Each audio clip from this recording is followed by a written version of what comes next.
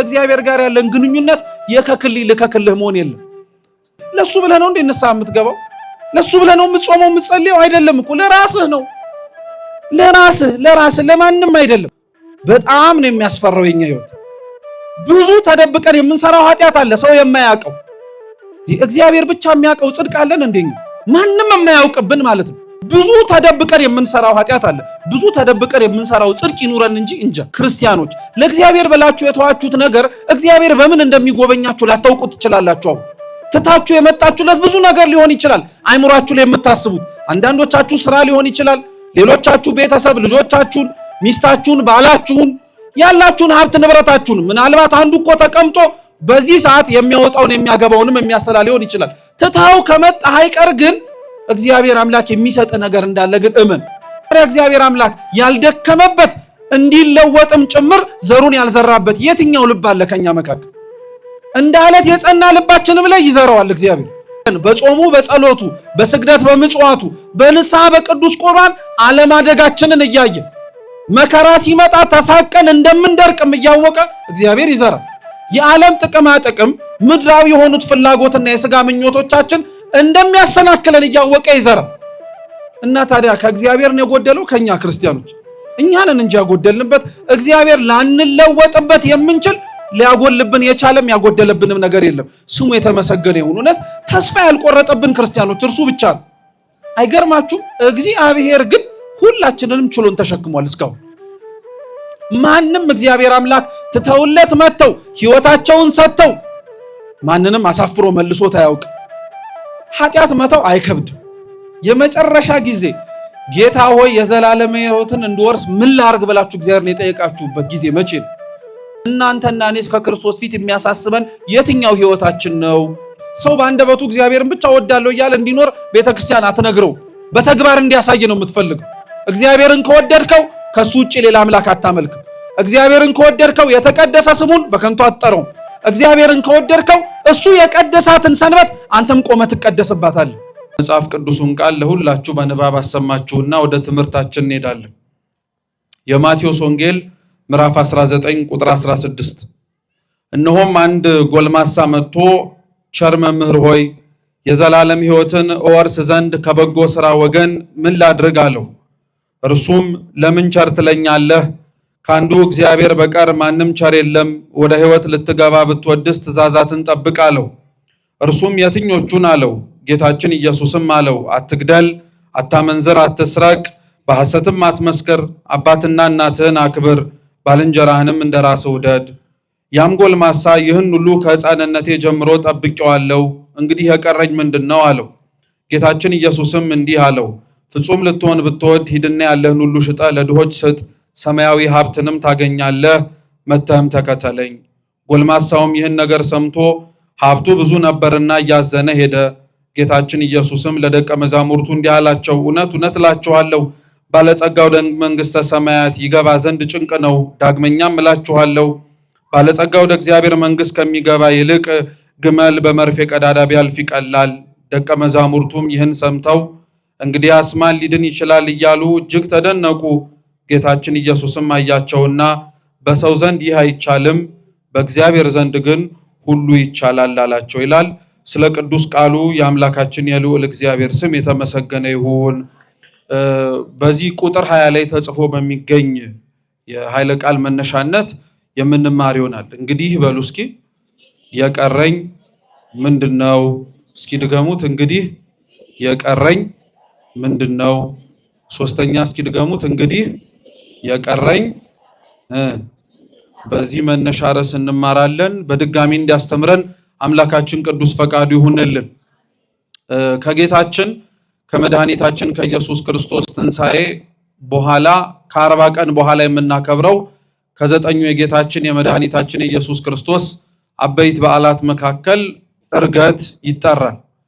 ዕርገት የጌታችን የመድኃኒታችን የኢየሱስ ክርስቶስ በዚህች ምድር የ33 ዓመት ቆይታው ማድረግ የሚጠበቅበትን የድህነት ሥራ በሙሉ ጨርሶና አድርጎ ወደ ላይ ወደ ሰማያት ወደ ክብሩ ማረጉን ቅድስት ቤተ ክርስቲያን የምታስታውስበት የምታከብረውን በዓል ነው።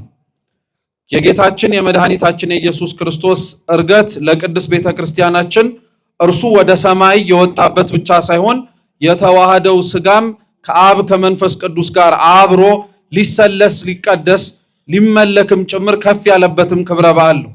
የሰው ልጅ በቅድስና ቢመላለስ የሰው ልጅ እግዚአብሔር እንዳስቀመጠለት ትእዛዛትና መመሪያዎች መኖር የሚችል ከሆነ ጌታችን መድኃኒታችን ኢየሱስ ክርስቶስ ካለበት ከሰማያት መግባት እንደሚችል ያረጋገጥንበትም የተማርንበትም በንግግር ብቻ ሳይሆን በተግባር አምላካችን ልዑል እግዚአብሔር ያሳየበትም ክብረ በዓል ነው። የሰው ሁሉ እንግዲህ ትልቁ ፍጻሜው ትልቁ የሚጠብቀውም የመጨረሻው ተስፋው ከእግዚአብሔር ጋር መኖር ነው። ከማን ጋር መኖር አልኳችሁ? መቼም ከእግዚአብሔር ጋር መኖር የሰው ልጅ ትልቁ ተስፋው ነው ስላችሁ በዚህ ምድር ከማን ጋር እየኖርን ነው ታዲያ ማለታችሁ አይቀርም። በዚህ ምድር እውነት ነው ከእግዚአብሔር ጋር እንኖራለን፣ ግን ከእግዚአብሔር ጋር ብቻ አንኖርም።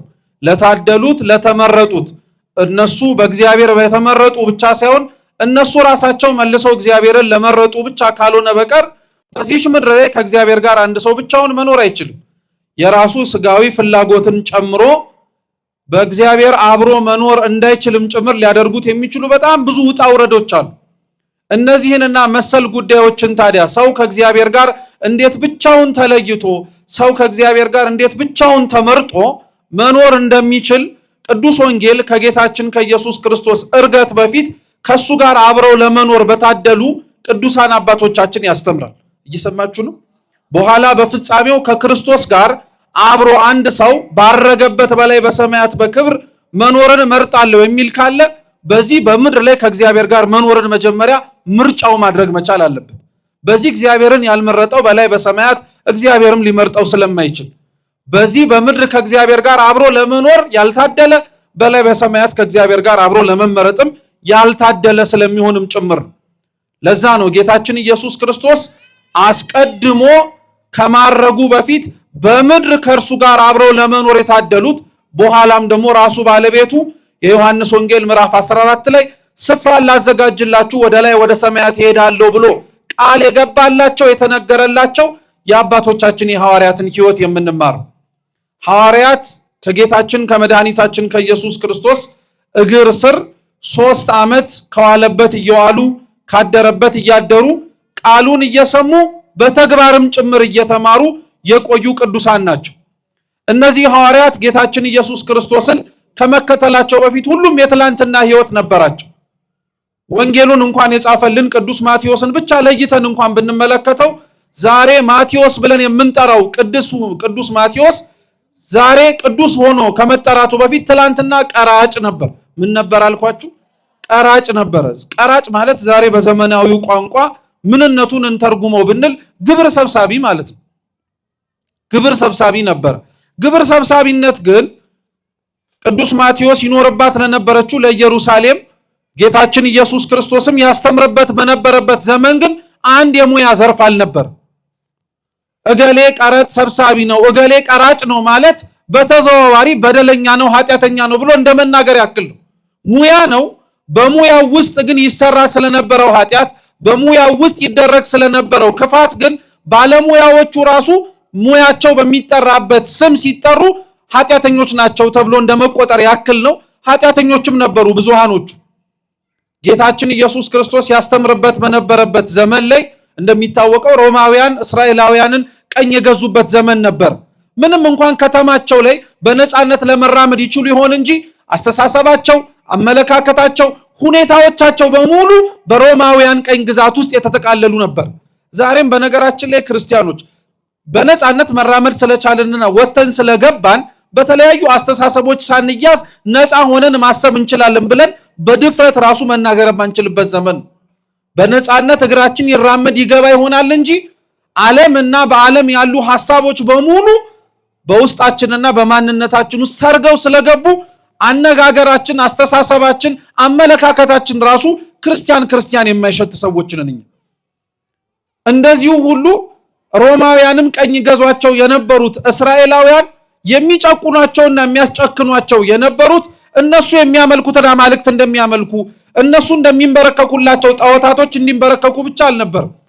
እነሱ ያስጨንቋቸው የነበሩት በስም አይሁዳውያን ተብለው በግብራቸው ግን እነሱን እንዲመስሏቸው ነበር። ይሄ ፈተና ዛሬም ጭምር አለ። በስም ክርስቲያን ተብለን መጠራት እንድንችል ህይወታችንና ኗኗራችን ግን ፍጹም ክርስቶስን የማይመስል ሰዎች እንድንበዛ የክርስቲያን መገለጫ የሆኑትን ነገሮች በሙሉ ተጠቅመን ነገር ግን ክርስትናው ከመገለጫዎቻችን ውጪ በራሳችን ልንመልከተውና እናየው ብንል ግን ምንም የማይነበብብንና የማይታይብን ሰዎች ነን። በዚህ ዘመን ላይ ነበረ ሮማውያን ቀኝ ገዝተው እስራኤላውያንም የሚያስጨንቁበት ዘመን ቅዱስ ማቴዎስ በኢየሩሳሌም በነበሩ መግቢያና መውጫ በሮች ላይ ቀረጥ በመሰብሰብ ይተዳደር ነበር። ቀረጥ ይሰበስብ የነበረው አንድ የሥራው ሙያ ስለነበረበት ነው። ግን የሚያሳዝነው እንደ ቅዱስ ማቴዎስ ያሉ በቀረጥ መሰብሰብ ሙያ ላይ የተሰማሩ አብዛኞቹ ከሚጠበቅና ከተጠራባቸው ተመን በላይ ለራሳቸውም ኪስ ማደለቢያ የሚሆን ይወስዱ ይሰርቁ ነበር። እንደው መጽሐፍ ቅዱስም ቸር ስለሆነ ወንድሞቹ ጸሐፊያኑም ቅዱስ ማቴዎስን ሲጠሩት የሌዊ ልጅ እያሉ ራሱን ሲጠራ ቀራጭ ነኝ እያለ ጠራ እንጂ በተዘዋዋሪ የማቴዎስ ሙያው ሌብነት ነበር። ሌባ ነበር።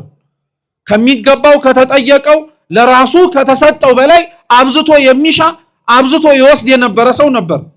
ጌታችን ኢየሱስ ክርስቶስ ግን የሚገርባችሁ 12ቱን ሐዋርያት ለመጥራትና 12ቱን ሐዋርያትም ጭምር አብረውት እንዲከተሉ እየዞረ ካሉበት ስፍራ እየጠራ ሲመጣ ከጠራቸው ሰዎች መካከል ማቴዎስ አንዱ ነው። በጣም በነገራችን ላይ እንደቀላል እንዳትመለከቱት። ክርስቶስ አብዛኞቹ ከመረጣቸው 12ቱም ጤነኞች አልነበሩ። ሁሉም የትላንትና ታሪክ ነበራቸው። ሁሉም እግዚአብሔር ብቻ ማንነታቸውን ያወቀባቸው፣ ነገር ግን ሌላው ሰው የማያውቅባቸው ሽፍን የሆነ ማንነት ነበራቸው። አብዛኞቹ ክርስቶስን ለመከተልም የታደሉት ሰዎች ልክ እንደነዚህ ሐዋርያት ጌታችን ኢየሱስ ክርስቶስ ያስፈልጋቸው ይሆን ነበር እንጂ እነሱ ለጌታችን ያስፈልጉትም ነበር። እየሰማችሁ ነው? እነሱ ለጌታችን ያስፈልጉትም ነበር። በደለኞች ነበሩ፣ ኃጢአተኞች ነበሩ። ሕይወታቸው ከሱ ጋር አብሮ ለመኖር ለመቅረብም ጭምር የተገባ አልነበረም። ነገር ግን ክርስቶስ ይፈልጋቸው ነበር። የኛም ሕይወት ተመሳሳይ ነው። ክርስቲያኖች እኛ ለእግዚአብሔር በፍጹም ልናስፈልገው አንችልም። በምንስ እናስፈልገዋለን? እኛ ሳንኖር የነበረ አምላክ ነው።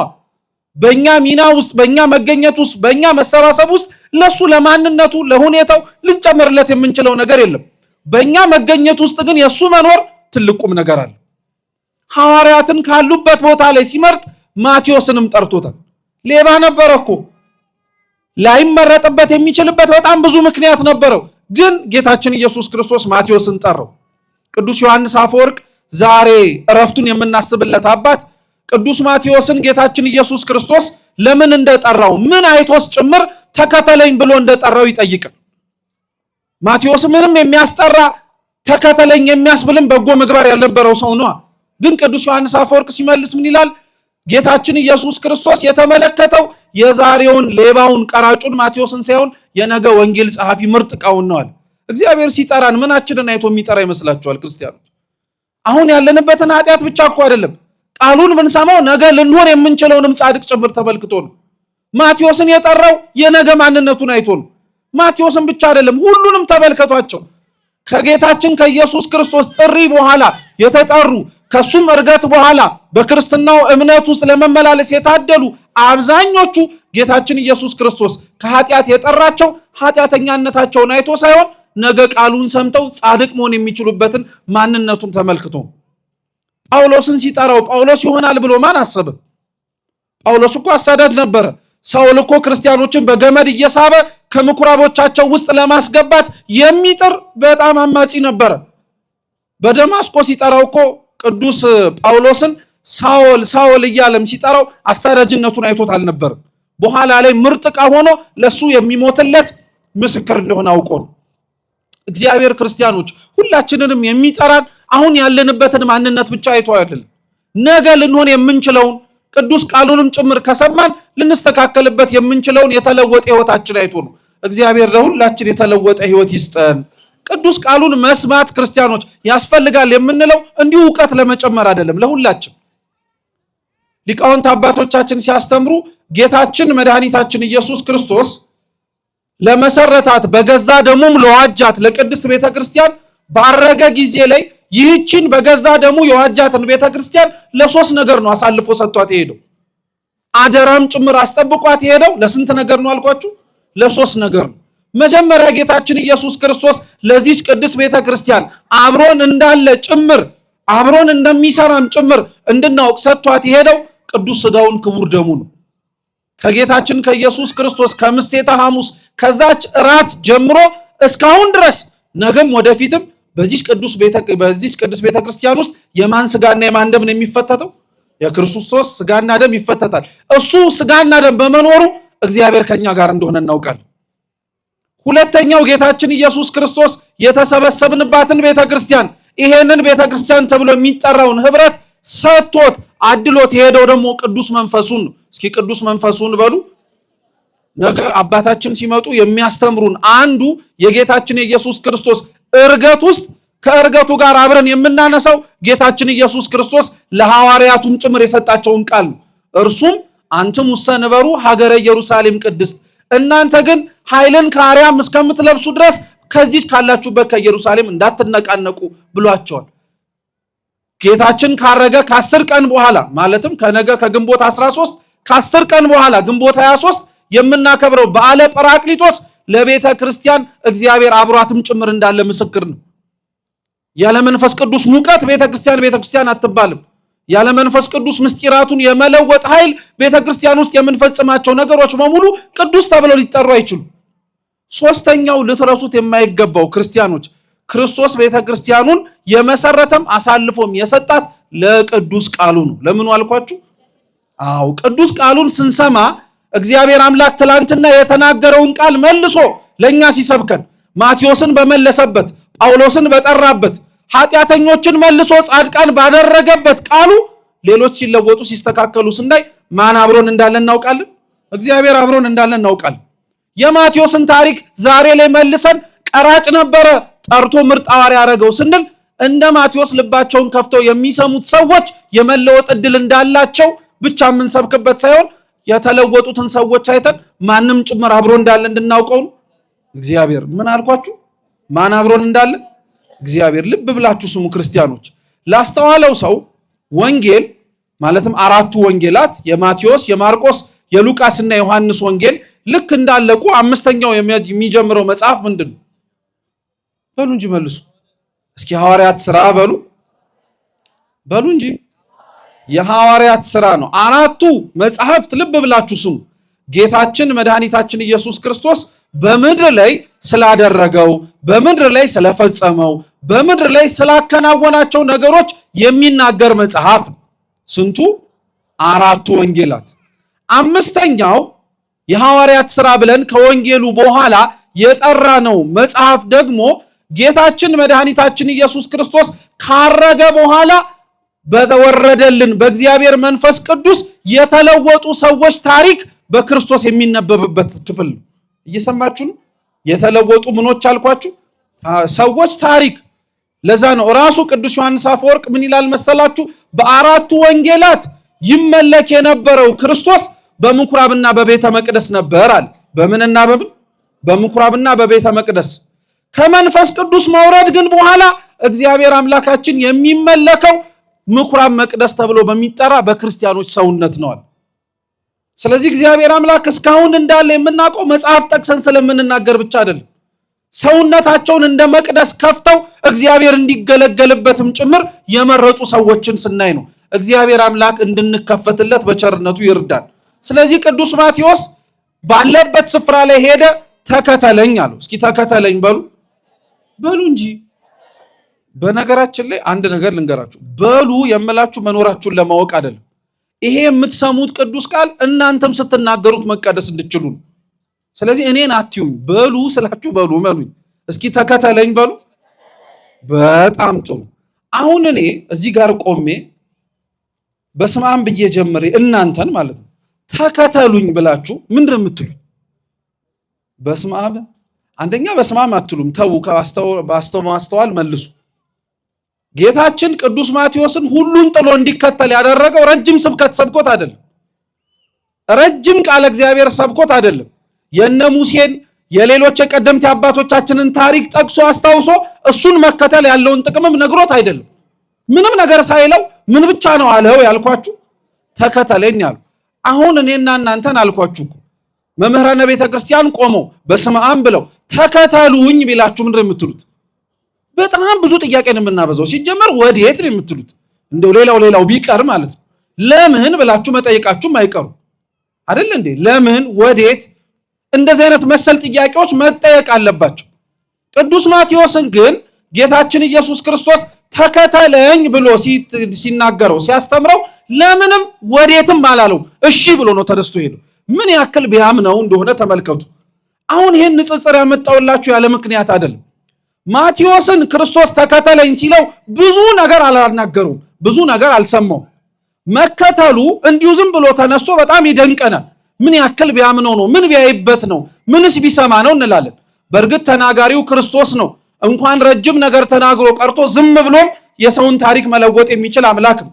ግን የቅዱስ ማቴዎስን በአንድ ቃል ተከተለኝ የሚለው ልቡ ተሸንፎ ካለበት ምድራዊ ሕይወት ተለይቶ ክርስቶስን ለመከተል ካስቻለው እንደኔና እንደናንተ መምህር እየለወጠ ዘማሪ እያቀያየረ የሚሰራብን ሰው መከተል ለምን ከበደው? ለምን እግዚአብሔርን አሜን ብሎ መምጣት ልቡ ይሄን ያክል ጨከነበት ነው? አያችሁ፣ ለክርስቶስ ለሁላችንም የሚደክመው ለነፍሳችንም ጭምር ለእርሱ እንድትሆን የሚወጣውና የሚወርደውን ድካሙን ተመልከቱለት። በመምህራን ላይ አድሮ የሚናገረው ነፍሳችን ልክ እንደ ማቴዎስ ሁሉን ጥላ ተከትለው እስከ ዘላለማዊ ሕይወት መመስገን የምችልበትን በረከት ማግኘት እንድትችል እግዚአብሔር አምላክ ከማቴዎስ በላይ ለኛ አልደከመም? ደክሟል? መልሱ እንጂ አይደለም። ከልባችሁ አስተውላችሁ መልሱ። ደክሟል አልደከመም? በጣም ነው የደከመው። ክርስቲያኖች መጽሐፍ አጽፎ ሊቃውንትን አስነስቶ ደራሲያንን አምጥቶ ዘማሪያንን በመዘመር ደረጃ እንዲያወጡ የማያደርጉትን ነገር በሙሉ በእርሱ ኃይልና ብርታት ማድረግ እንዲችሉ አድርጎ እንዴት ሰው ልቡን ለመሸነፍ እንዴት ሰው ልቡ ለመለወጥ ከበደው? ከእግዚአብሔር ጎሎ ይሆን? ክርስቲያኖች እግዚአብሔር እኛ ላይ አጉድሎብን ይሆን? መስማት የሰማነውን ሳያሰማን ማየት የምንፈልገውን ስላላሳየን ምን ነገር ቢያጎልብን ነው ብላችሁ መጠየቃችሁ አይቀርም። መልሱ ምን መሰላችሁ? እግዚአብሔር ምንም ያጎደለው ነገር የለም። እንዲሁም እግዚአብሔር አምላክ ምናልባት ትርፋማ ሊሆንባቸው ከሚችልባቸው ሰዎችና ነፍሳት በላይ ትርፋማ ላይሆንባቸው የሚችላቸውንም ሰዎችንም ጭምር መርጦ ነው የሚሰራባቸው። በጣም ነው የሚገርማችሁ። የማቴዎስ ወንጌል ምዕራፍ 13 ላይ ያለው ክርስቶስ ያስተማረው የዘርዘሪው ምሳሌ ትዝ ይላችኋል። አምላካችንም ዘሪ ዘርን ሊዘራ ወጣ ብሎ በአራት መሬት ላይ ዘራው ይላል። አንዱን እንዲሁ በመንገድ ላይ ዘራው፣ አንዱን እንዲሁ በጭንጫ ላይ ዘራው፣ አንዱን በሾህ ላይ ዘራው፣ አንዱን በመልካም መሬት ላይ ዘራው። በስንት መሬት ላይ ነው የዘራው? አይገርማችሁ? ከአራቱ ትርፋማው መሬት የትኛው? የመጨረሻው እኮ ነው። የመጨረሻው መሬት ብቻ ነው 30 እና 60 100 ፍሬ ያፈራ ተብሎ የተነገረለት። ሌሎቹ አብዛኞቹ ሶስቱ መሬቶች ትርፍ አልተገኘባቸው። ማደጉን ያደጉ ነበሩ፣ ነገር ግን እሾህ ያነቃቸው። መውጣቱን የወጡ ነበሩ፣ ፀሐይ ያደረቃቸው። ስር ሳይሰዱ በማደጋቸው ተቀንጭረው የቀሩ፣ መዘራቱ ተዘርቶባቸው መሬትነታቸው ግን ለዘሩ የተለሳለሰ ስላልሆነ በአዕዋፈ ሰማይ የተነጠቁ ነበሩ። እስኪ አሁንም ልብ ብላችሁ አስተውሉት። ዘሩ የእግዚአብሔር ቃል ነው፣ መሬቱ የኛ ልብ ነው። ታዲያ እግዚአብሔር አምላክ ያልደከመበት እንዲለወጥም ጭምር ዘሩን ያልዘራበት የትኛው ልብ አለ ከኛ መካከል? እንደ አለት የጸና ልባችንም ላይ ይዘራዋል እግዚአብሔር። ስር ሳይሰድ ያደገ ማለትም እንዲሁ በዘመናት ከመመላለሱ እንዲሁ በዘመናት ከመውጣት ከመግባቱ ባለፈ ስር ሰደን በጾሙ በጸሎቱ በስግደት በምጽዋቱ በንስሐ በቅዱስ ቁርባን አለማደጋችንን እያየ መከራ ሲመጣ ተሳቀን እንደምንደርቅም እያወቀ እግዚአብሔር ይዘራል። የዓለም ጥቅማ ጥቅም ምድራዊ የሆኑት ፍላጎትና የሥጋ ምኞቶቻችን እንደሚያሰናክለን እያወቀ ይዘራል። እና ታዲያ ከእግዚአብሔር ነው የጎደለው? ከኛ ክርስቲያኖች እኛንን እንጂ ያጎደልንበት እግዚአብሔር ላንለወጥበት የምንችል ሊያጎልብን የቻለም ያጎደለብንም ነገር የለም። ስሙ የተመሰገነ ይሁን። እውነት ተስፋ ያልቆረጠብን ክርስቲያኖች እርሱ ብቻ ነው። መምህራን እንኳን እኮ ተስፋ ይቆርጡብናል። ታውቃላችሁ፣ ትሰማላችሁ ግን ምንም ለውጥ የለም ይላሉ። አባቶቻችን አይተውን እናቶቻችንም ተመልክተውን መምህራንም አይተውን እንደደከሙት ድካም ትርፋማ ሳንሆን ስንቀር ሰው ናቸውና አዝነው ይናገሩናል። አይገርማችሁም? እግዚአብሔር ግን ሁላችንንም ችሎን ተሸክሟል። እስካሁን እንዲህ ስላችሁ እውነት ለመናገር ከተረዳነውም ጭምር ደስ ልንሰኝበት የሚገባን ነገር ብቻ ሳይሆን ልናዝንም ጭምር የሚገባን። ለማን ካላችሁ ለእግዚአብሔር። ለራሳችን እንኳን ማዘን ባንችል ለእርሱ ግን ማዘን አለብን። እስከ መቼ እንዲህ እናረገዋለን ብለን እስከ መቼ እንደተጠበቀብን ሆነን ሳንገኝ እንቀራለን ብለን የእውነቴን እምላችሁ ሊሰማን ያስፈልጋል። ስለዚህ ማቴዎስን ተከተለኝ አለው። ማቴዎስም የሰበሰበውን ገንዘብ አስቀምጦ ቤቱ ውስጥ ያለውን ነገር የቁም ተስካሩን አውጥቶ ላይመለስ በሩን እንደከፈተ ጌታችን ኢየሱስ ክርስቶስን ተከትሎት ሄደ። ስለዚህ ማቴዎስ ስለ ክርስቶስ መተው ምን እንደሆነ ጠንቅቆ ያውቃል። ግን ስለ ክርስቶስ መተው የሚያስገኝለትን በረከት ግን እስከ መጨረሻው ድረስ አላወቅም። ክርስቲያኖች ለእግዚአብሔር ብላችሁ የተዋችሁት ነገር እግዚአብሔር በምን እንደሚጎበኛችሁ ላታውቁ ትችላላችሁ። ትታችሁ የመጣችሁለት ብዙ ነገር ሊሆን ይችላል። አይምሯችሁ ላይ የምታስቡት አንዳንዶቻችሁ ስራ ሊሆን ይችላል። ሌሎቻችሁ ቤተሰብ፣ ልጆቻችሁን፣ ሚስታችሁን፣ ባላችሁን፣ ያላችሁን ሀብት ንብረታችሁን። ምናልባት አንዱ እኮ ተቀምጦ በዚህ ሰዓት የሚያወጣውን የሚያገባውንም የሚያሰላ ሊሆን ይችላል። ትታው ከመጣ አይቀር ግን እግዚአብሔር አምላክ የሚሰጥ ነገር እንዳለ ግን እመን። ማንም እግዚአብሔር አምላክ ትተውለት መጥተው ህይወታቸውን ሰጥተው ማንንም አሳፍሮ መልሶት አያውቅ። ማቴዎስን ትቶለት የሄደው ከፍቶለት የመጣው ቤት ነው። እግዚአብሔር እኮ የከፈተለት መንግስቱን። ማቴዎስ እኮ የተወለት ሀብት ንብረቱን እኮ ነው። እግዚአብሔር እኮ የሸለመው በምንም አይነት ሀብትና ንብረት ሊገኝ የማይችል የሰው ልጅን ነፍስ ነው። እየሰማችሁ ነው። እና ማቴዎስ ከተወ በላይ እግዚአብሔር ሰጥቶታል አልሰጠው? እናንተም እኔም ትተን ከምንመጣው በላይ እግዚአብሔር አምላክ ይሰጠናል። ምንም ጥርጥር የለው። አምነን ግን እንተውለት ነው ጥያቄው። አምነን ግን ሁሉን ነገር እናቆምለት ነው።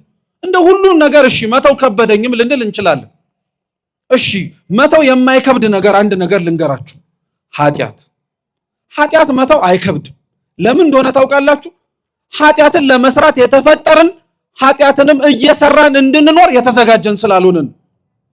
ኃጢአትን መስራት ኃጢአትን ማድረግ መተው ሊከብደን የሚገባን አልነበርም። ልምድ ህይወታችንም ውስጥ ከመደጋገማችን የተነሳ ሊነቀል የማይችል ነገር መስሎ እየተሰማን እኛም እያባበል ነው። እኛም አብሮ መኖሩ ስለተስማማን ካልሆነ በቀር ለእግዚአብሔር የምተውለት ነገር ብዙ ነገር ብታጡ አንድ ኃጢአትን ግን መተው አይከብዳችሁ። እግዚአብሔር ኃጢአታችንን መተው እንድንችል በቸርነቱ ይርዳን። ቅዱስ ማቴዎስ ስለዚህ ተከተለው። ከጌታችን ከኢየሱስ ክርስቶስም እግር ስር ተምሮ ከዛም በኋላ በእርገቱም ተመርቆ በመጨረሻም በመንፈስ ቅዱስም ጭምር ከብሮ ይሄንን የምንመሰገንበትን የጌታችን ኢየሱስ ክርስቶስ ትምህርትን የምንሰማበትን ቅዱስ ወንጌል ጻፈልን። እኛ ያነበብነውን ለትምህርታችን መነሻ አድርገንም የተነሳነበትን የቅዱስ ማቴዎስ ወንጌል ምዕራፍ 19 ከቁጥር 16 ጀምሮ ያለው ታሪክ የማቴዎስ የራሱ ታሪክም ጭምር ነው። በነገራችን ማቴዎስ እግዚአብሔርን ሲከተለው እንዴት ከባድ የሆነ ነገር ትቶ እንደመጣ እንድታውቁትም ጭምር ልብ ብላችሁ ስሙ። ታሪኩ ሲጀምር አምላካችን መድኃኒታችን ኢየሱስ ክርስቶስ ጋር አንድ ባለጸጋ መጣ ይላል። እየሰማችሁ ነው? ስንት ባለጸጋ? አንድ ባለጸጋ መጣ። አሁን ሲነበብ እንደሰማችሁት ደግሞ ጎልማሳም ይለዋል። ጎልማሳም ባለጸጋም ነው። ከዛ በኋላ ወደ ጌታችን ወደ ኢየሱስ ክርስቶስ ቀረበና ምን አለው? መምህር ሆይ የዘላለም ሕይወትን እንድወርስ ምን ላድርግ አለው። እስኪ መምህር ሆይ በሉ። እየሰማችሁ ነው? መምህር ሆይ በሉ እስኪ የዘላለም ሕይወትን እንድወርስ ምን ላድርግ? በጣም ጥሩ። የመጨረሻ ጊዜ እንደው ከልባችሁ አባታችንም አሉ ካህናቱም አሉ የመጨረሻ ጊዜ ጌታ ሆይ የዘላለም ሕይወትን እንድወርስ ምን ላድርግ ብላችሁ እግዚአብሔርን የጠየቃችሁበት ጊዜ መቼ ነው?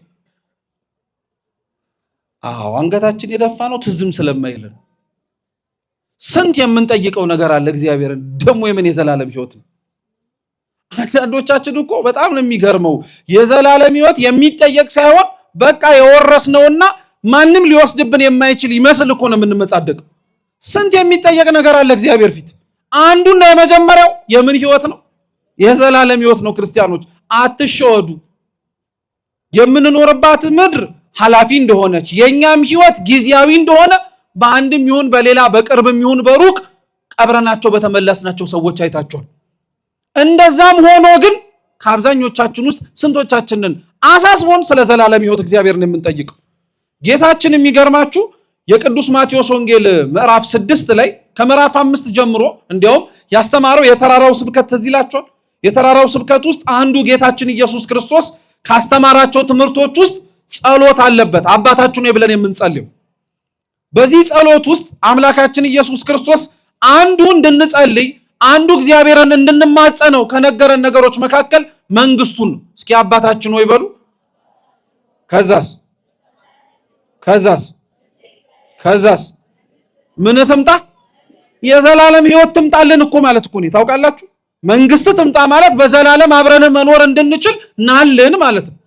ይሄንን ግን አስተውሎ ሊጸልይ የሚችል ሰው አንደኛ የታለ? ሲቀጥልስ ይሄ እንኳን ትርጉሙን ባያውቀው ሌሎች ከሚለምናቸው ብዙ ነገሮች ውስጥ እግዚአብሔርንም ደስ ተሰኝቶ ጽድቁንና መንግስቱን እሹ ሌላው ይጨመርላችኋል እንዳለው የእግዚአብሔርን መንግስት የሚላምን የእግዚአብሔርን መንግስት የሚናፍቅ ከኛ መካከል ማን አለ? ስንት የሚያሳስበን ነገር አለን የምንለው ሊያውም ጥለነው ለምንሄደው ነገር እኮ ነው። የሚገርማችሁ ዛሬ ያሳሰባችሁ ቤት፣ ዛሬ ያሳሰባችሁ መኪና፣ ዛሬ ያሳሰበን ሁላችንም ምድራዊና ስጋዊ ነገር ጥለነው የምንሄደው ነገር።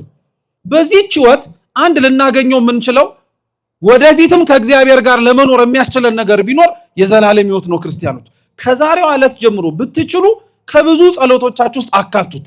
እግዚአብሔር ሆይ የዘላለም ሕይወትን አትንሳኝ በሉት።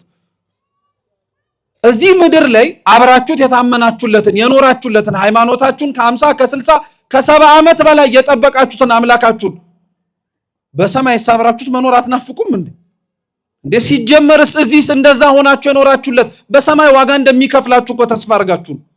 ታዲያ እንዴት የዘላለም መንግስቱን አውርሰኝ ሳንለው ስጠኝስ ብለን ሳንለምነው እንዴት አድርገን እንደዚህ ልንሆን እንችላለን? ለዛ ነው ባለጸጋው የእግዚአብሔርን መንግስት እወርስ ዘንድ የዘላለም ሕይወት እንዲኖረኝ ምን ላድርግ ያለው ጥያቄ በጣም ይደንቃል። እንደ ባለጸጋነቱ ብዙ ነገር መጠየቅ ይችላል። ሀብቱ ንብረቱ እንዲቀጥልለት ምን ላድርግ ማለት ይችላል። እንዲበዛለት ምን ላድርግ ብሎ መጠየቅ ይችላል። ከክርስቶስ ፊት ግን አሳስቦት የጠየቀው የምን ሕይወት ነው? የዘላለም ሕይወት ነው። እናንተና እኔስ ከክርስቶስ ፊት የሚያሳስበን የትኛው ሕይወታችን ነው? ይህንን መጠየቅ ያስፈልጋል።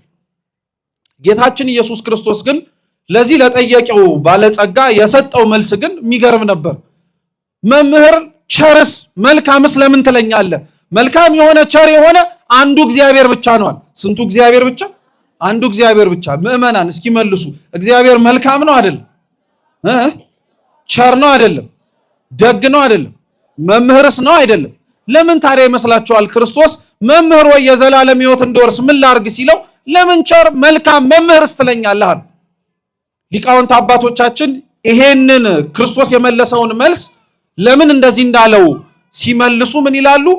ይሄ ባለጸጋ የባለጸግነት ብቻ ጥያቄ ሳይሆን ያቀረበው በውስጥ ታዋቂነትም ጭምር የክብር ጥያቄ ነበር ያቀረበው። ክርስቶስ መምህር ብቻ አይደለም፣ አምላክ ነው። ክርስቶስ መምህር ብቻ አይደለም፣ መንግስተ ሰማያትን እንዴት እንውረሳት ተብሎ የሚጠየቅ አምላክ አይደለም። መንግስተ ሰማያትን አውርሰኝ ተብሎ የሚለምን። ባለጸጋው ግን ክርስቶስን ስለማንነቱ አላወቀው። መምህር ብሎ ነው የጠራው። እንደ መምህርነቱ ከክርስቶስ ዕውቀት ነው እንጂ የፈለገው ሕይወትን አይደለም። ምንን አልኳችሁ? አው ከክርስቶስ ዕውቀትም ሕይወትን ፈልጉ ምዕመናን እባካችሁ። የማናውቀውን ለማወቅ የምናደርገው ሩጫ ያልኖርነውንም ለመኖር ሊያስችልን ያስፈልጋል። ብዙ ነገሩን አወቅ ነው፣ ብዙ ነገሩን ተራቀቅንበት፣ ብዙ ነገሩን አመሰጠር ነው። ካልኖርከው ምን ዋጋ አለው? መንግስተ ሰማያት እኮ አዋቂዎች የተሰበሰቡባት ስፍራ ብቻ አይደለም፣ የኖሩ ሰዎችም ያሉባት ስፍራ ናት። ዕውቀት ነው የጠየቀው። ክርስቶስ ግን ሕይወትን ነበረ ከእርሱ እንዲጠይቀው የፈለገው የነበረው። ስለዚህ አባቶቻችን ይሄ ሰውዬ የክብር ጥያቄ ነው የጠየቀዋል። ምን ማለት መሰላችሁ? ክርስቶስን መምህር ሆይ ብሎ የጠራው የጌታውን መምህርነት አምኖ ሳይሆን እሱ ባለጸጋ ስለሆነ ባለጸጋው ብሎ እንዲያሞካቸው ስለፈለገ ነው። ብዙዎቻችን የምላችሁ ክርስቲያኖች ትልቅ በውስጣችን የተደበቀ እግዚአብሔርም እንዲነቅልልን መለመንና መማፀን ያለብን ጾር ምን እንደሆነ ታውቃላችሁ? ትዕቢት ነው። በቃ መመስገን እንፈልጋለን፣ መታየት እንፈልጋለን። መሸሸግ፣ መደበቅ፣ ተሰውረን የጽድቅ ስራ መስራት አብዛኞቻችን አንፈልግም ይመስለናል። በነገራችን አሁን ይሄን እንዴት አወቅ ልትሉኝ ትችላላችሁ። መቼም በማለዳው መርሃ ግብር ባልኖርም ይሄ የተለመደ ነገር ስለሆነ በምሳሌ ልንገራችሁ። ከተለመዱ የቅድስት ቤተክርስቲያናችን አገልግሎቶች መካከል አንደኛው ምስክርነት። እንደምታውቁት በዚህ በተሰበሰብንበት ቅዱስ በሆነው ስፍራ ቅዱስ ሚካኤል ለብዙዎች ሰዎች ጠርተውት ደርሶላቸዋል። በቃ እና ቅዱስ ሚካኤልን ድረስልን ብለው የጠሩት ይሄን ተደብቀው። ሰው ሳያያቸው ወይ ሰው በተሰበሰበበት ስፍራ እንባቸውን ለብቻቸው አፍሰሰው ይሄዱ በጣም ብዙ ሰዎችን ቅዱስ ሚካኤል አብሶላቸዋል እንባቸውን። ስለዚህ መተው ምስክርነት ይሰጣሉ። ልብ ብላችሁ ስሙ። የአብዛኞቻችን ባለመታወቅ ውስጥ መታወቅን የምንፈልግበት በሽታ ስላለብን እንመጣና ለመርሃ ግብር መሪው ወይ ለክቡር አባታችንም እንሰጥና ስሜን እግዚአብሔር ያውቀዋል፣ ሚካኤል እንዲህ አድርጎልኛል እልል በሉልኝ ይላል። ደግሞ ልል እንዳትሉ ቆይ ይኸው ስሜን ማን ያውቀዋል አልኳችሁ? ስምህን እግዚአብሔር ካወቀው ያመጣኸውንስ እግዚአብሔር አያውቀውም? ያውቀዋል። እና ለምን ዝም አትል? ከመሰከርክ ስዕለትም እስከ መጨረሻው ምስክርነቴን መስጠት ነው ካልክ ምስክርነትን እስከ መጨረሻው ስጥ። ስምህም ይነገር፣ ማን እንደሆንክ ይታወቅ። አብዛኞቻችን ግን ጽድቃችን እንደሆነ መልካም ነገር እንደሆነ ደብቀንና ሸሽገን ማቆየት አንፈልግም። በጣም ነው የሚገርማችሁ ክርስቲያኖች፣ ብዙ ተደብቀን የምንሰራው ኃጢአት አለ። ብዙ ተደብቀን የምንሰራው ጽድቅ ይኑረን እንጂ በጣም ነው የሚያስፈራው የኛ ህይወት። ብዙ ተደብቀን የምንሰራው ኃጢአት አለ ሰው የማያውቀው። እግዚአብሔር ብቻ የሚያውቀው ጽድቅ አለን እንደኛ ማንም የማያውቅብን ማለት ነው። ስሜን እግዚአብሔር ያውቀዋል እንዳላችሁት ስራችሁ እግዚአብሔር የሚያውቀው ስትሞቱ የሚነገርላችሁ ማለት ነው። ይሄን አርገው ነበረ፣ ይሄ ተደርጎ ነበር፣ ይሄ ተፈጽሞ ነበር የሚባልላችሁ። አብዛኞቹ ክርስቶስን የተከተሉት አባቶቻችን እናቶቻችን ይሄ ነበር መርሃቸው። ስማቸውን እግዚአብሔር እንዲያውቀው ብቻ ሳይሆን ህይወታቸውም በስውር የሚሰሩትን ማን እንዲያውቀው የተደበቀ ጽድቅ መስራት እንድንችል እግዚአብሔር ያስችልን። ይሄ ባለጸጋ ስለዚህ መጥቶ ይሞካሽ የነበረው ባለጸጋው ተብሎ ለመወደስ ነበር። ስለዚህ ክርስቶስ ምስጋናን ፈልጎ ለመጡ ሰዎች በሙሉ አያመሰግንም። ለምን መልካም፣ ለምን ቸር፣ ለምንስ መምህር እያልክ ትጠራኛለህ አለው ነው እኮ ክርስቶስ። ግን እሱ ያለው አምኖበት አልነበርም። እሱ መመስገንን ፈልጎ ነበር። እሱ መወደስን ፈልጎ ነበር። ለእግዚአብሔር ክርስቲያኖች የምታረጉለትን ነገር በሙሉ መደረግ ስላለበት አድርጉት እንጂ ምስጋናን ፈልጋችሁ አታድርጉት።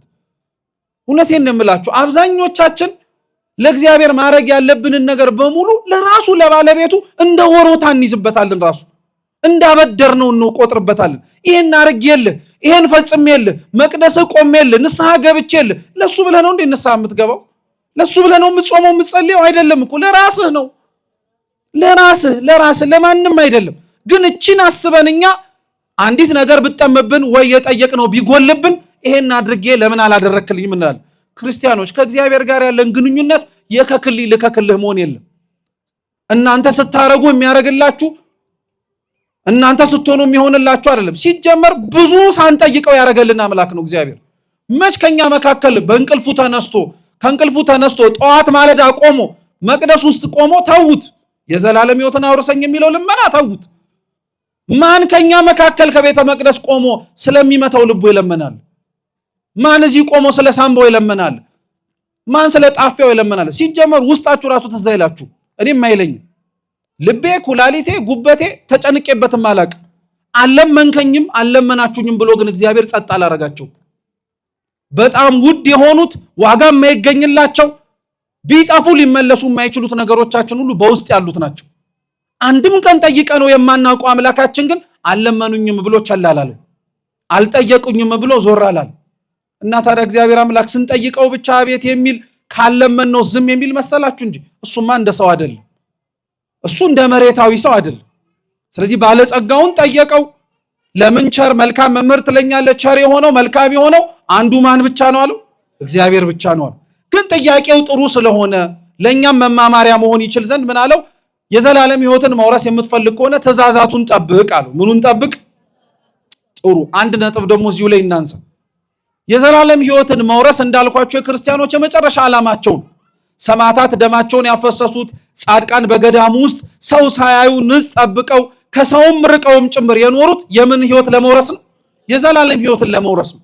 እግዚአብሔር አምላክ ልክ ኃጢአት ለማሰራት ዲያብሎስ ብዙ ደጆችን እንደሚከፍተው ሁሉ እግዚአብሔር አምላክም ወደሱ መግባት የምንችልበት ብዙ የጽድቅ በሮችን ከፍቶልናል። ክርስቲያኖች ብዙ የጽድቅ በር የዘላለም ሕይወትን መውረስ እንድንችል ሊያስችለን የሚችል ቅዱስ ወንጌል ላይ የተጻፈ በጣም ብዙ ነገር አለ። የተጣሉትን ያስታረቁ ሰዎች የዘላለም ሕይወትን የሚወርሱ ናቸው።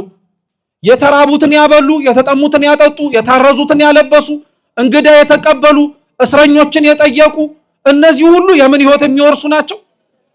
እንግዲህ አስቡት። እንሰራው ዘንድ የተጣለብን ብዙ የኃጢአት ወጥመድ እንዳለ ሁሉ እግዚአብሔር ደግሞ ከዛ የኃጢአት ወጥመድ አምልጠን ማድረግ የምንችላቸው የከፈተልን የብርሃን ደጆችን ተመልከቷቸው። እኒህ በሙሉ እግዚአብሔር ባወቀ የዘላለም ሕይወትን መውረስ እንድንችል እግዚአብሔር ያዘጋጀልን ናቸው። ይሄንንም ሕይወት ለመውረስም ጭምር ነው ክርስቲያኖች ደጅ የምንጠናው ዕለት ዕለት ከእግዚአብሔር ፊት ቆመንም ጭምር የምንማጸነው። ምእመናን ልብ ብላችሁ ስሙኝ አደራችሁ። በዚህ በምንኖርባት ሕይወት ላይ እግዚአብሔር አምላክን ስሙት፣ ትእዛዛቱን ጠብቁ፣ ኑሩት ያላችሁን መንፈሳዊ ሕይወትም ለመኖርም ጭምር ኑሩት ሲባል ለምንድን ነው አንዳንዶቻችን ያንን በማድረጋችን የሚጎልብን ነገር ያለ የሚመስልን? አብዛኛው ሰው ነው የምላችሁ፣ በተለይ ደግሞ በእድሜያቸው ወጣት የሆኑ ከቅድስት ቤተክርስቲያን ለመቅረብ እየፈለጉ ነገር ግን የኃጢአት አረንቋ ጥፍንቅ አድርጎ የያዛቸው ብዙዎች ከሚያነሷቸው ምክንያቶች የመጀመሪያው ምክንያት ጽድቁን መስራት ቢፈልጉም ጽድቁን በማድረጋቸው ሊቀርባቸው የሚችለው የኃጢአት ጣዕም ግን ስላለ ማድረግ የማይፈልጉ በጣም ብዙዎች አሉ። በጣም ብዙዎች አሉ ክርስቲያኖች በጣም ኃጢአትን ከመስራት ባለፈ የኑሯቸው አንድ አካል አድርገው ተያያዙት ማለት ነው። እግዚአብሔር ለእንደነዚህ አይነቶች ሁሉ ይድረስላቸው። በጣም አስጨናቂ ስለሆነ ነው ክርስቲያኖች። ይሄንን የዘላለም ሕይወት መውረስ እንድችል ታዲያ ትእዛዛቱን ጠብቃል። ባለጸጋውም ፈጠን ብሎ መለሰ። የትኞቹን አለ? ጌታችን ዘረዘረለት። እስኪ አብራችሁን በሉ። አትግደል፣ አታመንዝር፣ አትስረቅ፣ በሐሰት አትመስክር፣ እናትና አባትን አክብር፣ ባልንጀራን እንደራስ አድርገህ ውደድ። እንዲህ ያለው ኦሪት ዘጸአት ምዕራፍ 20 ላይ ያሉት 10ቱ ትእዛዛት ናቸው። ግን ስትቆጥሯቸው እነዚህ 10 አይሞሉም። በነገራችን አሁን የነገርኳቸው 10 ይሆናሉ አይሆኑም። በተለይ የመጀመሪያ 3ቱ ከአምላክህ ከእግዚአብሔር በቀር ሌሎች አማልክትን አታምልክ፣ የሰንበትን ቀን ትቀድሳት ዘንድ አስብ፣ የእግዚአብሔርን ስም በከንቱ አትጥራ የሚለው አልተጠራም። ራሱ ክርስቶስ የጀመረው ከአራተኛው ትእዛዝ። 10ቱ ትእዛዛት ለሁለት ነው የሚከፈሉት። የመጀመሪያ 3ቱ እኛ እግዚአብሔርን እንደምንወደው ማሳያ ናቸው። ሰው በአንደበቱ እግዚአብሔርን ብቻ ወዳለው እያለ እንዲኖር ቤተክርስቲያን አትነግረው፣ በተግባር እንዲያሳይ ነው የምትፈልገው። እግዚአብሔርን ከወደድከው ከሱ ውጪ ሌላ አምላክ አታመልክም። እግዚአብሔርን ከወደድከው የተቀደሰ ስሙን በከንቱ አትጠራውም።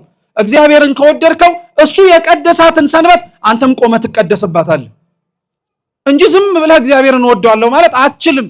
ቤተክርስቲያን እንደዛ ነው ያለችን። እግዚአብሔር እነዚህን ታዲያ 3ቱን ክርስቶስ አልነገረውም፣ ከአራተኛው ጀምሮ ነው የነገረው። ልብ ብላችሁ ስሙ፣ ያለ ምክንያት አይደለም። እነዚህ 10ቱ ትእዛዛት ያልኳችሁ የመጀመሪያ 3ቱ ፍቅረ እግዚአብሔርን የሚገልጹ ናቸው። የማንም ፍቅር? የእግዚአብሔርን። የተቀሩት 7ቱ ደግሞ ፍቅረ ቢጽ፣ ወንድም ወንድምን፣ እህት እህቱን፣ በጥቅሉ ሰው ሰውን መውደዱን የሚያጠይቅበት ነው። የሚገርማችሁ እግዚአብሔር ለባለጸጋው እግዚአብሔርን መንግስቱን መውረስ እንዲችል ትእዛዛቱን ጠብቅ ሲለው እኔን ማክበርህ ብቻ በቂ ነው አላለው። ምስጢሩ እሱን እኔን ማክበርህ ብቻ፣ ለእኔ መታዘዝህ፣ ለእኔ መንበርከክ ብቻ በቂ አይደለም። እኔን አራያና አምሳል አድርጌ በፈጠርኳቸው ለሰዎችም እንደዛው መሆን አለብህ ሲለው ነው እሱን ከሰው ጋር የሚያገናኘውን የገለጠለት። አብዛኛው ሰው በጣም ብልጣብልጥ ክርስቲያንም አይጠፋም። ለእግዚአብሔር ብቻ ምቹ ሆኖ ለሰው ግን ቀጋ ይሆን፣ ለእግዚአብሔር ብቻ ተመቻችቶ ለሰው ግን የማይመቻል። ደግሞ ምክንያትም ይሰጣል እኮ እንዲህ አይነት ሰው። ምን ዋናው ለእግዚአብሔር መመቸት ነው። ሰው እንደሆነ አላፊ ነው፣ ሰው እንደሆነ ጠፊ ነው፣ ሰው እንደሆነ ከንቱ ነው ይላል። የሚገርም እኮ ነው። ራሱ ባለቤቱ ግን አድርጉልኝ ያለውን ነገር በሙሉ እኮ ማንም አግኝቶት ያረገለት የለም። ማንም እሱ ራሱን ይዞት ይሄው አርጌልሃለሁ ያለው የለም። ራሱ ባለቤቱ ራሱ የማቴዎስ ወንጌል ምዕራፍ 25 ላይ ሲነግረን ከነዚህ ከታናናሽ ወንድሞች መካከል ለአንዱ ያረጋችሁት ለባንድ ያረጋችሁት ነው። አዎ ክርስቶስ አትግደል ሲል ራሱኑ ነው። አታመንዝር ሲል ራሱኑ ነው። አትስረቅ ሲል ራሱኑ ነው። በሐሰት አትመስክር ሲል ራሱኑ ነው። ሁሉም ትእዛዝ ዞሮ ዞሮ ከማን ጋር የሚገናኝ? ከእግዚአብሔር ጋር። ስለዚህ ባለጸጋው ይሄንን መልስ ከመለሰ በኋላ ምን አለ? እነዚህን ከሕፃንነቴ ጀምሮ ጠብቄያቸዋለሁ አለ። የሚገርም ነው። ይሄ ባለጸጋ ከሕፃንነቱ ጀምሮ ባለጸግነት ብቻ አይደለም ሕግ አክባሪም ጭምር ነበር። አብዛኞቹ በእኛ ዘመን ላይ ያለን ክርስቲያኖች ባለጸግነታቸው ሕግ መጠበቅ የማያስችልበት ደረጃ ያስደረሳቸው ሰዎች አሉ። እውነት ነው። በተለይ ዛሬ በዓሉን የምናከብርለት ቅዱስ ዮሐንስ አፈወርቅ አውዶክሲያ ባለጸግነቱ አልነበረ የእግዚአብሔርን ሕግ ላለመጠበቅ በሙሉነት የሰጣት? የማንንም መሬት እየቀማች የደሃዎቹን መሬት እየወሰደች ትተዳደር ነበረ። ቅዱስ ዮሐንስ አፈወርቅ ተያላት፣ መከራት። ድሆች ካላቸው ለምን ትወስጃለሽ? ንግስት ነሽ፣ ሀገሩ በሙሉ ያንቺ ነው፣ ለምንድን ነው የምትወስጂው አላት። አልሰማችሁም? ቅዱስ ዮሐንስ አፈወርቅ እየሰረቀች እየወሰደች እየነጠቀች ያለችው ከእግዚአብሔር እንደሆነ ስላወቀ ለነፍሷ ሲል ቀጣት። ለምኗ ሲል አልኳችሁ?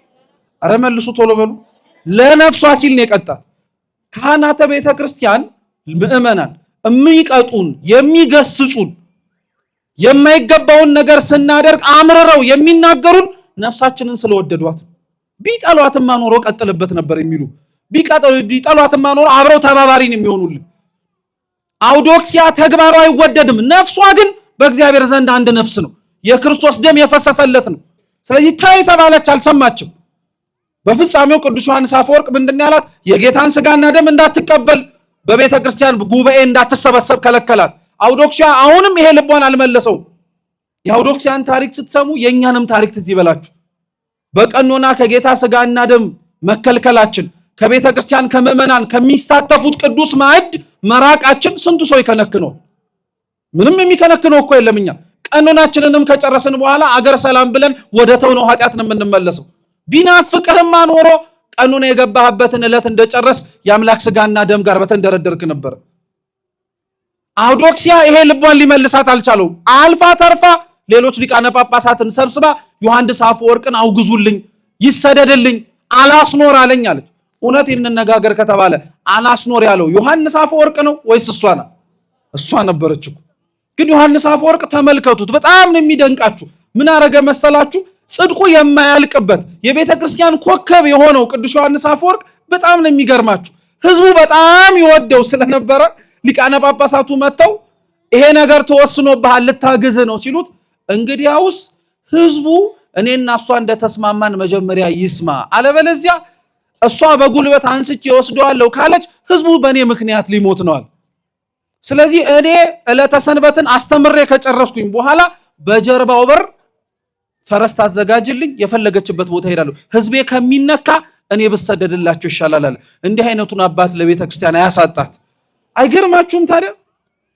የእግዚአብሔርን መንግስት ለመውረስ ቅዱስ ዮሐንስ አፈወርቅ ለእርሱ የሚገባውን ጽድቅ ማድረጉ ብቻ ሳይሆን ስለሌላውም ነፍስ ተጨንቆ ነበር። ጽድቅ ክርስቲያኖች አያልቅም እባካችሁ። ሰርተን የጨረስነው ኖረን ያገባደድነው የመንፈሳዊ ህይወት ያለን ይመስል እኮ ነው የምንመጻደቀው። ምኑን አድርገ ነው? ምኑን ጀምረ ነው? ምኑን አጠናቀ ነው? ስራሱ በጣም ብዙ እግዚአብሔርን አጉድለንበታል። ይሄ ሰውዬ ይሄ ባለጸጋ ግን ከህፃንነት ጀምሮ ሁሉንም ህግ ጠብቄያለዋል። እንደው ክርስቲያኖች ሌላም ጥያቄ ልጠይቃችሁ። ከህፃንነታችሁ ጀምሮ ምንም ያላፈረሳችሁት ህግ እስኪ ትዝ ይበላችሁ። ማለት እግዚአብሔርን በድየዋለሁ እንዲህ ግን አርጌው አላቅም የምትሉት በጣም ብዙ ሰው የሚላት አንዲት ህግ ናት። እሷም የመጀመሪያዋ ናት። ምንም ብሆን ከእግዚአብሔር ውጪ ሌላ አምላክ ምን አላረኩም። በጣም ልብ ብላችሁ ስሙ። በአጭሩ ፍሬ ነገሩን ልንገራችሁ። ከኔ በቀር እግዚአብሔር ሌሎች አማልክትን አታምልክ ሲል የተጠረበ ድንጋይ የለዘበ ድንጋይ ጋር አብረህ ቆመህ አትስገድ ለማለት አይደለም። ጣዖት ተብሎ የሚተረጎመው ከእግዚአብሔር ውጪ ያለ የሚመለክ ነገር ብቻ አይደለም። ራሱ ቅዱስ ጳውሎስ በመልእክቱ ምን ይላል? ሆዳቸው አምላካቸው የሆነባቸው አሉ ይላል። ምናቸውን ያልኳችሁ? ሆዱ አምላክ የሆነበት ሰው ታዲያ ማን ከኛ መካከል ይጠፋል? በረምብ አድርጎ እንዲያውም ባለ 50 ነው። አሁንማ በድፍረትም መናገር እንችላለን። በጾሙ ላይ በደንብ ብለነው ነበር። አሁንማ ከልጓመ ጾሙ ጋር እኮ አብሮ የተፈታ ሆዳችንም ጭምር ጣዖት ያልሆነብን ማን አለ? ስለዚህ እግዚአብሔርን በሙሉ ልቤ አምልኬዋለሁ ማለት አትችልም። ሆድ ጣዖት የሆነበት፣ ገንዘብ ጣዖት የነበረበት፣ ጉልበቱ ጣዖት የሆነበት፣ አይምሮ ጣዖት የሆነበት። ተውት፣ ኢትዮጵያውያን አይደለን? እንዲያውም እኛ አንድ ነገር ልጨምርላችሁ፣ ሰው ጣዖት የሆነብን ሰዎች ነን። እኛ ደግሞ በምታውቁት ሰው የማይመካ ሰው አለ እዚህ ውስጥ? እዚህ ያሉትን ከጀርባ ያሉትን አባቶቻችንን ካህናት በማወቃችሁ የምትመኩ የላችሁ አላችሁ? አለን ሁላችን። አንድ ደራሲና ጸሐፊ እንደውም ሲናገር ኢትዮጵያውያን የመመካታችንና ለመመካት ካለን ቁርጠኝነት የተነሳ ሰውየውን በማወቅ ብቻ አይደለም የሚያውቀውንም ሰው ካወቀን እንመካለን። እኛ ገብቷችኋል? ሰውየውን እኮ አታውቀውም፣ ግን የሚያውቀውን ሰው አውቀህ ትመካለህ አንተ። እሱም ብታጣና ስልኩን ብታውቀው በስልኩ ትመካለህ። እሱም ባታውቀው እንኳን በሰፈሩ ትመካለህ።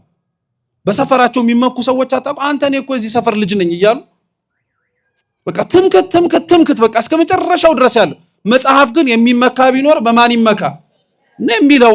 አያችሁት? እናውቀዋለን እኮ ይሄው ጥቅሱንም እየጨረስነው ነው። የከበደን መኖሩ ላይ ነው። እግዚአብሔር መኖር እንድንችል ይርዳል። ስለዚህ እናትና አባ የእግዚአብሔርን አምላክን ብቻ መካድ ብቻ ሳይሆን እኛ ሁሉንም ስተነዋል። የሰንበትን ቀን ትቀድሳት ዘንድ አስብ፣ እኛ ሰንበትን አርከሰናታል። እንደፈለግን እንወጣባታለን፣ እንገባባታለን። የእግዚአብሔርን ስም በከንቱ አትጥራ፣ በደንብ ነው የምንጠራው። እናትና አባትህን አክብር። በስጋ የወለዱህን ብቻ አይደለም ካህናተ ቤተ ክርስቲያንን ነው። ማነው አባቶቻችንን ሰድቦ ለሰዳቢ የሚሰጠው? እኛው። አታመንዝር ተባልን። ማመንዘር ማለት ከወንድ ከሴት ጋር ብቻ እየሄዱ በብዙ መንገድ መተኛት አይደለም። ማን ያለመነዘር አለ ከኛ መካከል በህሊናው ያልተመኘ? ማን ያልሰረቀ አለ? ራሱ ቅዱስ ዮሐንስ አፈወርቅ ምን ይላል? የስርቆት ትንሽም ትልቅም የለውም ይላል። ትልቁም ንብረት ስርቆት ነው፣ ስኳር መቃመም ስርቆት ነው ይላል። ማን ስኳር ያልቀማል? ያያችሁት? በደንብ ነው። ከተወራረድንማ ያልበደልነው ነገር የለም። ባለጸጋው ከህፃንነቱ ጀምሮ ያፈረሰው ምንም ህግ የለም። እኛ ከልጅነታችን ጀምሮ ምን ያላወቅነው ኃጢአት አለ? ጌታችን ኢየሱስ ክርስቶስ ከህፃንነቱ ጀምሮ እንደጠበቀ እንዳከበረ ህጉን ሲሰማ ታዲያ አሁን ብቁ ነህ አላለው። ልብ ብላችሁ ስሙ ክርስቲያኖች፣ ይሄንን ነው እንድታስተውሉልኝ የምፈልገው። አሁን ሁሉንም ህግ ካከበርክ ትእዛዛቱን ከጠበቅ ለእግዚአብሔር መንግስት ብቁ ነህ ግባበት አላለው። እንግዲያውስ አለው ፍጹም ልትሆን ብትወድ ያለን ሁሉ ሽጠህ ተከተለኝ አለው። እስኪ ፍጹም በሉ። ልትሆን ብትወድ ያለህን ሁሉ ሽጠህ ተከተለኝ። በጣም ጥሩ። ባለጸጋ ስለሆነ ለሱ ከተነገረ ሀብትን ንብረትን ልክ ማቴዎስ እንደተወው አንተም ትተህ ና ማለት ነው። ግን ለኛ ሲሆን ባለጸግነት ለሌለን ማለትም በገንዘብ ላልከበርን ሰዎች ለኛስ ባለጸግነታችን ምንድነው ትሉ ይሆናል። ቅዱስ አትናቴዎስ ዘእስክንድርያ የኛ ባለጸግነት ገንዘብ ባይሆን አካላችን ነው ይላል። እስኪ አካላችን ነው በሉ። አካሉ ያልጎደለበት ሰው ስጋው ሙሉ ሆኖ ጤናው የተሰጠው ሰው ባለጸጋ ነው። ሁሉንም ፍጹም ልትሆን ብትወድ ያለህን ሁሉ ሽጠህ ተከተለኝ ያለው ለስጋችሁና ለሰውነታችሁ ለእግዚአብሔር ቆጥባችሁ የምትሰጡት አካል አይኑር ማለት ነው። በአይንህ እግዚአብሔርን እያየኸው በጆሮ ሌላ አትስማ። በአንደበትህ እግዚአብሔርን እየጠራኸው በልብህ ሌላ አትመኝ። በእጆችህ ለእግዚአብሔር እየሰጠህ በእግር ግን ኃጢአት ወደሚሰራበት ቦታ አትኮብልል። ፍጹም ልትሆን ብትወድ ያለህን ሁሉ ሽጠህ ምን አድርገኝ? በሙሉ ሰውነት አክብረኝ ማለት ነው። በሙሉ ሰውነት እግዚአብሔር አምላክ ሲያርግ ወደ ሰማያትም ከፍ ብሎ ሲወጣ ከኛ ከሰውነታችን ያጎደለው አንድም ነገር የለም። የተዋሃደውን ስጋ ነው አክብሮት በላይ በሰማያትም ጭምር ያከበረው። እንደዚሁ ሁሉ ምዕመናነ ቤተ ክርስቲያን በክርስቶስም የሚያምኑና በጥላው የተሰበሰቡ ሁሉ እግዚአብሔር ካለበት በላይ በሰማያት አብረው መቀመጥ የሚሹ ከሆነ በስጋቸው በሙሉ ነው እግዚአብሔርን ማክበር ያለባቸው። ይህን ማድረግ እንድንችል እግዚአብሔር አምላክ በቸርነቱ ይርዳል። ቅዱስ አትናቴዎስ ሐዋርያዊ ራሱ ደግሞ ምን ይላል መሰላችሁ? በአንድ ሰውነታችሁ በሁለት መቀመጫ መቀመጥ አትችሉም፣ በአንድ አፋችሁም በሁለት ብልቃጥ ያለን መጠጥን መጠጣት አትችሉም ይልና በአንድ አፋችሁ የዓለሙንም የእግዚአብሔርንም ነገር አትጋቱ ይላል። ስትገባ ወደ ጉሮሯችሁ ተቀላቅሎ ግራ ታጋባለችና ይላል። አብዛኞቻችን ሰውነታችን በሙሉ ለእግዚአብሔር መንበርከክ፣ ሰውነታችን ሙሉ በሙሉ እግዚአብሔር እንዳከበረው መከበር የከበደው ወደ ሰውነታችን የምናስገባቸው በጣም ብዙ ነገሮች ነውርና ክፋቶችም ጭምር ስላሉ በዚህች ዕለት ግን በሙሉ ሰውነታቸው ደግሞ ያከበሩ አባቶችን እናስታውሳለን። እንደ አቡነ ተክለ ሃይማኖት አይነቶቹ በሙሉ ሰውነታቸው የወንጌልን እርሻ በዓለሙ ሁሉ ዞሮ በመዝራት አልፎ ተርፎ የራሳቸውንም ጽድቅ የራሳቸውንም መልካምነት በመጠበቅ ቅዱስ ጳውሎስ ትዝ ይላችኋል ለዞሮ ለሚያስተምራቸው ምዕመናነ ቤተ ክርስቲያን በዓለማት ሁሉ ላሉት ማስተማሩን ብቻ ጽድቅ ሆኖለት እሱ ከሚጠበቅበት ነገር እንዳይጎድልበት ራሱንም ስጋውን እየጎሰመ ያስጨንቀው እንደነበር ይናገራል። ጻድቃንም አይገርማችሁም? አቡነ ተክለ ሃይማኖት ዞረው ማስተማራቸው የእግዚአብሔርን መንግስት ለመውረስ በቂ ቢሆንላቸው ነገር ግን ራሳቸውን ወደ ተሻለ ጽድቅ አሳድገው የእግራቸው አገዳ እስኪወድቅ ድረስ ቆመው ጸልየዋል። ያ የእግራቸው አገዳ ቆመው የጸለዩበት እግዚአብሔርን የጠሩበት ዛሬ ደግሞ ለሌላው ለመቆም ምክንያት አይገርማችሁ? የተክልዬ እግሩ ወድቆ ሌላውን ሰው ያቆመ በጣም እኮ ነው የሚደንቀው። የራሳቸው የእግራቸው አገዳ ደብረ ሊባኖስ ሲወጣ የወደቁ በሁለት እግራቸው መቆም ያልቻሉ ሰዎች ይቆማሉ። እንደው እግዚአብሔር ክብር ምስጋና ይድረሰው። ሌላ ምንም ሊባል እኮ አይችልም ክርስቲያኖች። አያችሁት? በፍጹም ሰውነታችሁ እግዚአብሔርን ስታከብሩት እናንተ ብቻ ሳትሆኑ ለሌላውም ለመቆም ምክንያት ትሆናላችሁ። ክርስቶስ ይህንን እንዲያውቀው ስለፈለገ ነው። ፍጹም ልትሆን ብትወድ ነገም ተመልሰ ያቆምከውን ኃጢአት መስራት የማትፈልግ ከሆነ በሙሉ ልብ ተከተለኛል። ለዛ ነው ልክ እንደ ትምህርታችን ርዕስ ክርስቲያኖች ከእግዚአብሔር አምላክ ፊት ሁሌም ስንቆም ከአምላካችንም ጋር አብረን በምንነጋገርበት ጊዜ ላይ ከእግዚአብሔር ፊት ቆመን ስናወራ አደራችሁን ያደረግነውን ሳይሆን ያጎደልንበትን እግዚአብሔርን እንጠይቅ። ባለጸጋው የተጠቀመው ለዛ ነው። እነሆ የሚጎለኝ ምንድነው? ምንስ መጨመር ይጠበቅብኛል ብሎ ነው የጠየቀው። መጨመር የሚጠበቅበትንም ክርስቶስ ነገረው። ዛሬም ከኛ መካከል ክርስቲያኖች መጨመር የሚጠበቅብን በጣም ብዙ ነገሮች አሉ። የክርስቶስ እርገት እንዲሁ ዝም ብሎ የሚከበር እንዲሁ በዓል አይደለም። እባካችሁ ክርስቲያኖች፣ ይሄ በእርግጥ የአብዛኞቻችን የኛም ጥፋትም ጭምር ነው። በዓሉን ከኛ ጋር ማስተሳሰር ግዴታችን ነው። ክርስቲያኖች ትንሣኤ ክርስቶስ የተነሳበት ነው ብለን ብቻ አይደለም የምናልፈው፣ እኛም የምንነሳበት ነው። ክርስቶስ አረገበት የምንለው በዓል ያረገበት ብቻ አይደለም። ያንተም ስጋ በግብር በምድር ይመላለስ እንጂ በሰማይ ግን ልቡና መቅረት አለበት። ለዛ እኮ ነው ቅዳሴያችን በተደጋጋሚ አልዕሉ አልባቢክሙ ልቡናችሁ በየት ይኑር ይላል። በቃ በስጋህ መሬት ላይ ተራመድ እንጂ ልብህ ግን አርጎ ከማን ጋር ነው መገኘት ያለበት? ከእግዚአብሔር ጋር። ማቴዎስን በሉት ይሄንኑ ሌሎችንም ሰዎችንም ቅዱሳንን ብትጠሩ ስጋቸው እዚህ ሆነ እንጂ ሐሳብ ልቡና ህሊናቸው ግን ከማን ጋር ነበር? ከእግዚአብሔር ጋር ነበር። ክርስቲያን እንደዛ ነው የሚኖር። ሌላ ምንም የመኖሪያ መንገድ የለው። እንዲያውም አንድ ሊቅ ሲናገር ጥሩ በሆነ አገላለጽ ያስቀምጠዋል። ክርስቲያኖች ለሚኖሩበት ሀገር ዜጎች ናቸው፣ ግን እንደ ባዕዳን የሚኖሩታል። ክርስቲያኖች ለሚኖሩበት ሀገር ዜጋ ናቸዋል፣ ግን እንደ ስደተኞች ነው የሚመላለሱታል። ክርስቲያኖች ለሚኖሩባት ዓለም ያገባሉ፣ ይጋባሉ፣ ይወልዳሉ። ነገር ግን ዘማውያን እንደሚያደርጉት እንደዚሁ አገኘን ብለው አያድሩም፣ በቅድስና በንጽህና ይመላለሳሉ እንጂ አለ። በአጭሩ ሲጠቀልለው ምን ይላል? ክርስቲያን ማለት ለሚኖርበት ዓለም ነፍሱ ነው ብሎ ይናገራል። ምን አልኳችሁ? አዎ ስጋችሁ ለመቆሙ ምክንያቱ ምኑ ነው? ነፍሳችሁ ነው። ነፍስ ከስጋ ሲለይ በድን ሆነ አይደለም የሚባለው? ሬሳ አይደለም የሚባለው? ክርስቲያኖችም ለሚኖሩባት ዓለም ምንድናቸው አልኳችሁ? ነፍስ ናቸው። በቃ አለቀ። ነፍስ ናቸው። ዛሬ የምንዘክራቸው ቅድም የነገርኳችሁ ቅዱሳን በሙሉ ለምድር ነፍስ ነበሩ። የክርስቶስን እርገት የሚያስተምረው ይሄንን ነው። የባለጸጋውም ታሪክ ይኸው ነው። የተሻለውን ነገር መመኘት እንድንችል፣ ከፍ ወዳለው ነገር ህሊናችን ማደግ እንዲችል፣ ከለመድነውና ከምናውቀው ዓለም ራሳችንን ከፍ ማድረግ እንድንችል። ይሄንን የሰሙ ቅዱሳን ሐዋርያት ታዲያ መጨረሻ ያሉትን ነገር ብያችሁ ትምህርታችንን እንጠቅልል። ይሄንን ባለጸጋ ከሰሰ ነገሩን ሲሰማ ወደ ኋላ ፈገፈጋ። ለቅዱስ ወንጌል ሲነበብ እንደሰማችሁት አባቶቻችን ሐዋርያትም ከጌታችን ከኢየሱስ ክርስቶስ የወጣውን ቃል ሰሙ። ለባለጸጋ ወደ እግዚአብሔር መንግስት መግባት ጭንቅ ነው። ባለጸጋ ወደ እግዚአብሔር መንግስት ከሚገባ ይልቅ ግመል በምን ቢያልፍ ይቀላል? በየት? በመርፌ ቀዳዳ። ያቺ መርፌ ቀዳዳ ቅዱስ ጎርጎርዮስ ዘኑሲስ ሃይማኖት ናት ይል። ሃይማኖት ናት። በሃይማኖት ደጅ መመላለስ በጣም ከባድ ነው እያለ ነው።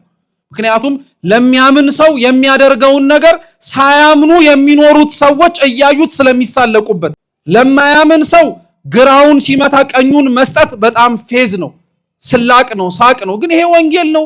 ክርስቶስ ነው ያለው ግራችሁን ሲመታችሁ ምናችሁን ስጡ። አዎ ስለዚህ መንግስተ ሰማያት በጣም ጠባብ ናት መንገዷ አለ።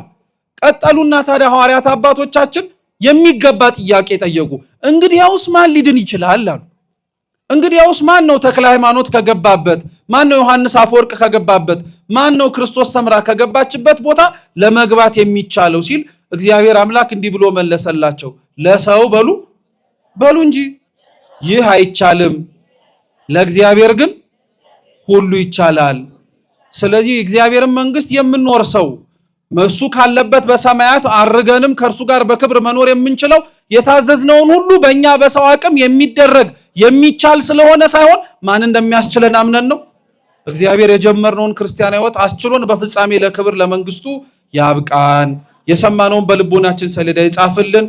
በጎደለው በነጠበው በክቡር አባታችን እንዲሁም በመምህራኑ የሚታረም ይሁን። ወስብሐት ለእግዚአብሔር።